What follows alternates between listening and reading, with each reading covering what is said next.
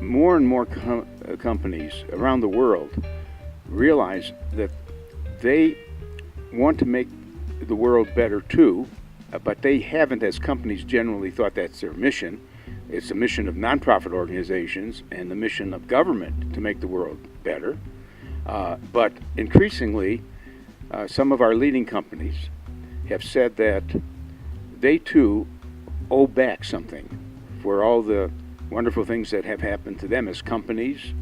Remember, companies couldn't exist if someone didn't build roads and airports and have infrastructure. So many companies are saying we're ready to give back, and each company, I've been advising each company to choose some cause. Don't just give a little money to a lot of causes. Say what really matters to you. For example, Coca-Cola couldn't exist without water, and there's a water shortage around the world, which is getting worse. And the water quality has to be good too. So Coca-Cola has made it its cause to support, through their own financial means, better water systems and supply. So sustainability is the larger question. The planet itself is fragile. We know that ice is melting very rapidly in the world, and we're having climate change and global warming. Now, what a company can do about it is many things. One of my favorite companies is Unilever. Unilever is probably the best model of a company that has been reducing waste at an incredible level. They didn't realize how much waste is going on, which really means they have lower costs now and higher margins. But they even demand that their suppliers make sure that they get certificates showing sustainability, that they are, it's like Unilever's not going to get some olive oil or other things it needs from suppliers who have not been certified as practicing sustainability. But beyond that, they're even telling their own consumers, which include you and me, please don't waste water, please eat more carefully, and they will say that their company is doing what they can to reduce the amount of sugar in ice cream and things like that. So we find not only is Unilever doing that, but P&G is now getting onto this very strongly, environmentalism, and Nestle and some of the big companies. To Management TV. Today we're once again with Phillip Kotler. Phil is the world's most renowned expert on marketing. He is the creator of the field and has written over 50 books, 10 of which have been in the last 5 or 6 years, and has recently published a book on Marketing 3.0. And we're going to learn about it with him today. Thank you very much, Phil, for being with us today. Happy to be with you always, Eduardo. Marketing 3.0, what is it all about? Well, let me give you a preview. Yes. It turns out that I believe most companies are in Marketing 1.0, which I will explain. A small percentage are in 2.0, and a few now are in 3.0. And by the way, no company should jump from being 1.0 to 3.0. They better crawl before they get to that stage if they want to get to that stage. A Marketing 1.0 company is doing the job, a good job. They are being efficient and profitable, making something for a lot of people. However, some companies have decided to learn more about who they're selling to. Okay. They move from just making and selling a good product to understanding their customers with big databases and watching movements in their customer fans and so on. And that is 2.0.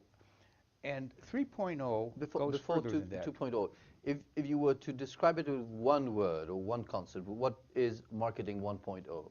Well, 1.0 is appealing to the customer's mind wherever you can find customers. Okay.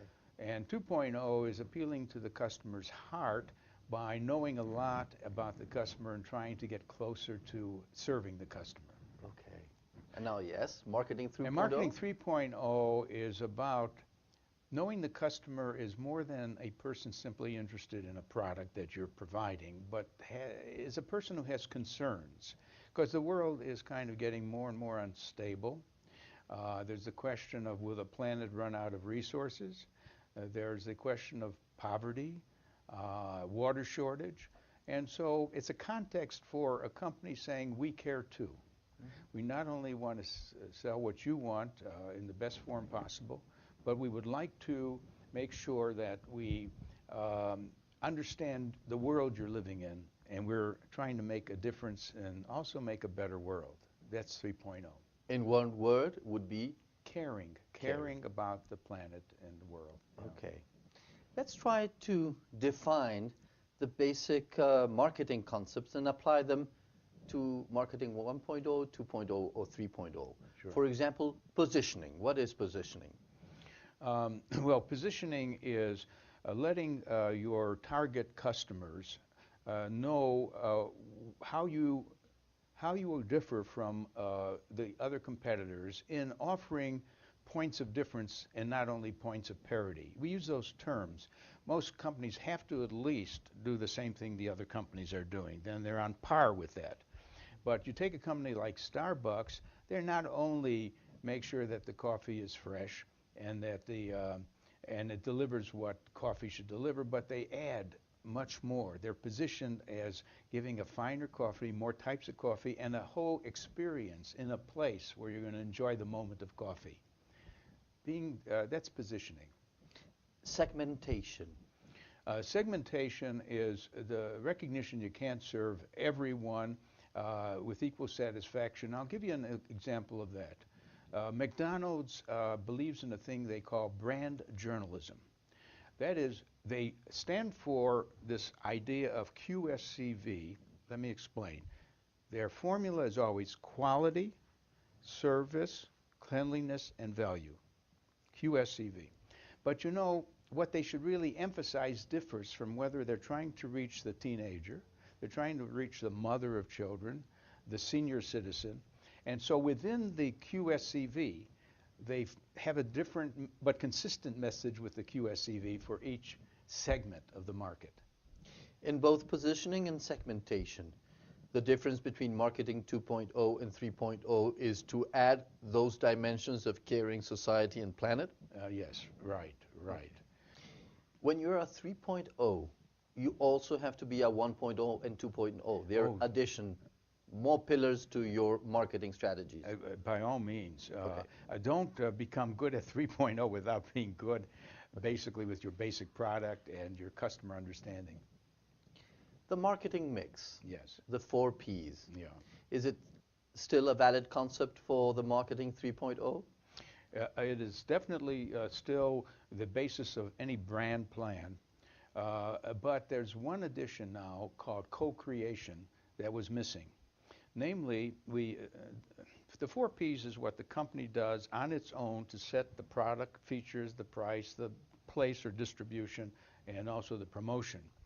But you know, in setting those things, they ought to engage their customers who really love them. Let's assume that some companies have customers who love them.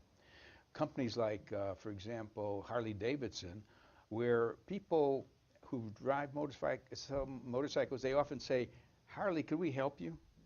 You're making the next motorcycle. We have some ideas. Can we hang around? We don't want to be paid. We just want to join you. What are successful companies doing to co-create with their companies, with their customers, sorry? They're basically building a love affair with their customers. And I can say more about what we've learned about that. It's not only in a book, Love Marks, but there's a book called Firms of Endearment that have taught us how to turn on your own customers as well as your employees. There's a lot involved in getting closer to your there's a thing we call crowdsourcing. It's a term used in a book called The Wisdom of Crowds, which say that there are a lot of people out there who would like to participate participate in your company in one way or another, and not only in what your product might become, but also what your advertising might become. Wonderful story about Doritos, which is a snack food like a potato chip. They decided not to use their advertising agency to develop a new ad campaign. And they said to all of you people who love Doritos, any of you who want to create a campaign for us, an advertising campaign, please send it to us. We will choose the best ones and reward you for it.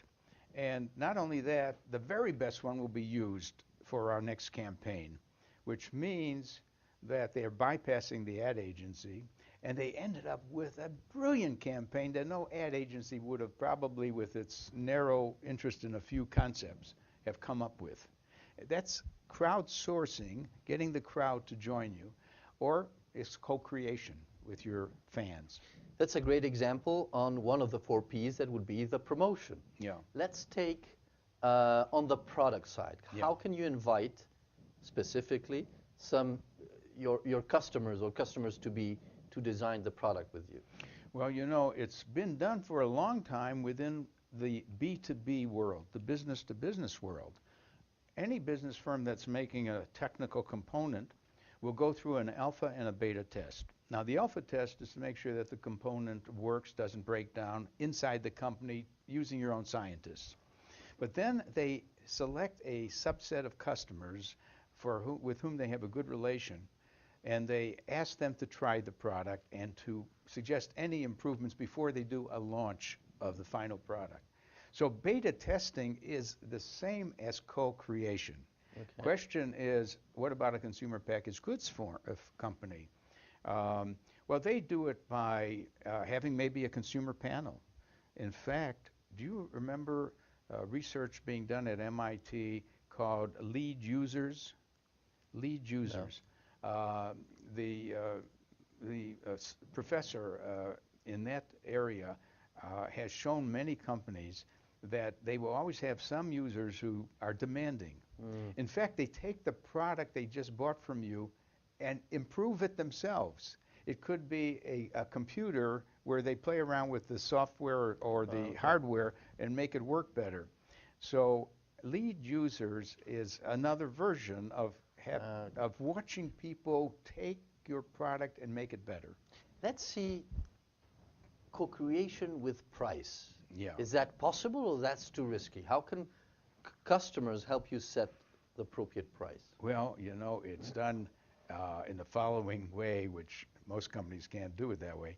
When you say at a restaurant, and this has happened, come in, order what you want, and then pay whatever you want. Okay. That is to say, and a movie theater could do it. Mm-hmm. Movie theater could say, just come in, watch the movie, and just leave whatever you thought the movie was worth. Okay.